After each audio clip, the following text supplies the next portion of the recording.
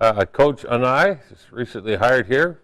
Very excited to be a part of the Wolfpack and the future direction of the offense. We're not going to really get into until after the bowl game. So right now, my role, myself and Coach Garrett Tujay, is recruit, retain, and observe.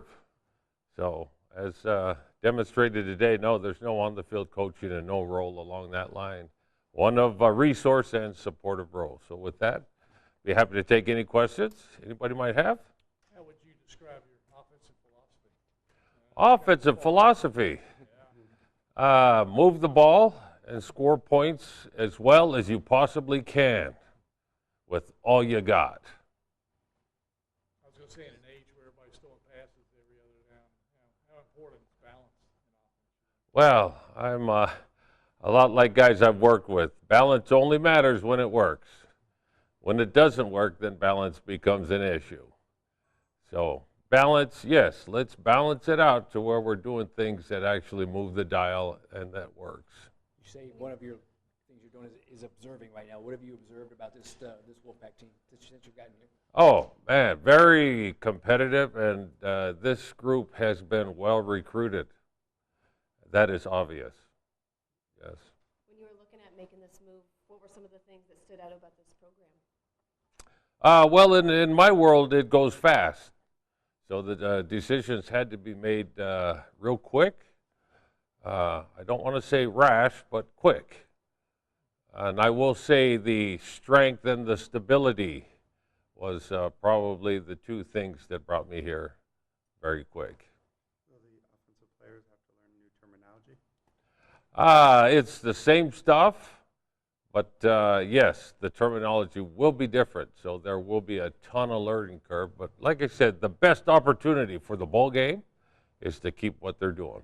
How much does the influence of Lavelle Edwards still permeate today? Well, you're talking to one of his players, so of course I'm going to say huge. And yes, I've worked with guys throughout the country, and those things are alive and well in the game. And probably one of his chief guys on his staff was Norm Chow. And someone just mentioned to me coming off the deal, Coach Chow. So, dang, yeah, I'm one of those players in the locker room, those two outstanding coaches. And yes, tremendous guiding light, so to speak, of what I've done and what's going to happen here. What influence did Norm Chow have on you? How a practice plan is practiced and then utilized in the course of a game.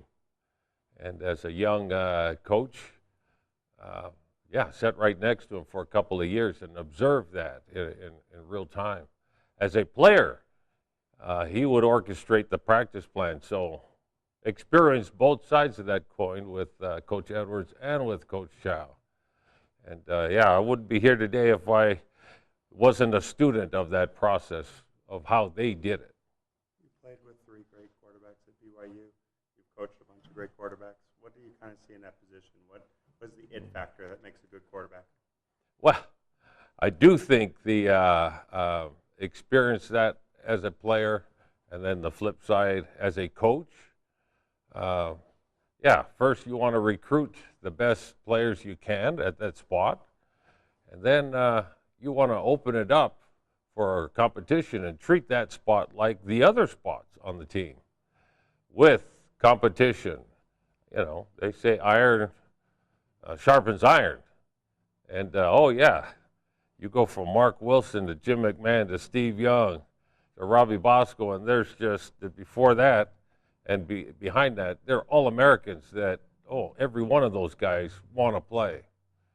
And, it was like same thing at O-line, same thing at tight end, same thing at linebacker, same thing at nose guard. Iron sharpens iron. So the better quality of player you get in a position group, I do believe the better the outcome will be. You had to do it last year. How long does it take to install an offense with a new great group, and how much patience is required? Great question. A lot of that has to do with how motivated your group is. and I'm looking forward to the motivation level. It appears that here our players are very capable and very motivated. So how long? I really couldn't tell you. Other than really motivated group, it's faster. I apologize if I'm off, but things are happening really fast this month. You have family in this area too? I do. And how much of a pull was that? Oh, that was a way added bonus. I got 3 granddaughters and the 4th one on the way here in Raleigh, Fuquay Varina. And my son's the offensive line coach at Campbell, so tried to talk him out of the profession. He would not have it. My dad was the head high school coach in Hawaii. That's the home I was raised in. And he was raised in a college coach, and all we did was bounce around the country. And now he's doing that with his little family. But yes, family. Best part of who I am is Grandpa. Did your dad try to talk you out of it? He certainly did. And yeah, there's, especially in the hometown, if you're the head coach in a hometown 4 years, yeah, they're real high expectations. And I was the only one, me and my younger sister. She's an AD. The rest of them did not touch the athletic world because that was, yeah, you'd better be up for the drill if that's what you choose. And that was very clear in the home growing up. Can you speak to the relationship? Obviously, you guys go way back, Coach 2J, just that relationship and being back here together. Coach 2J, I was part of the group that helped recruit him as a junior college transfer, was an All-American, and he played on some outstanding teams, and outstanding junior college head coach for years. And when the chance came to hire him, this was probably 10, 11 years ago, I jumped at the opportunity, and he's been doing an excellent job ever since. How much did it help that you had previous relationships with Ruffin McNeil, Coach Mitchell, Tony Gibson? I mean, there's history.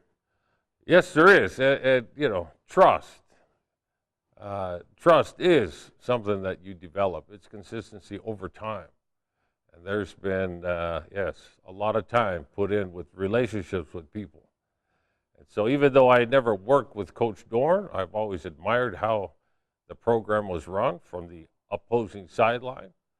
And when given an opportunity, I did not hesitate because the trust factor with guys here, very high. So, no, I feel blessed. I feel lucky to be here. How about a question from this side? Oh, okay, fair enough. A lot of people's minds are on Starkville, Mississippi today. What do you have any stories that you'd like to share? No, just that our relationship with Mike goes beyond the coaching world. When dang, those guys were at Iowa Westland. I was at a junior college named Rick's in Idaho, and started funneling players there, and then they went to Valdosta State and funneled players there, and they won a national championship. Went to Kentucky, funneled players there, Oklahoma, and so when it came time to hire a guy, he went, oh, dang, here's a guy that I know pretty well over the years, and those were great years in Lubbock, and a huge amount of condolence to the family. And all of our former players and coaches that have a bond with him, our lives were better because of that.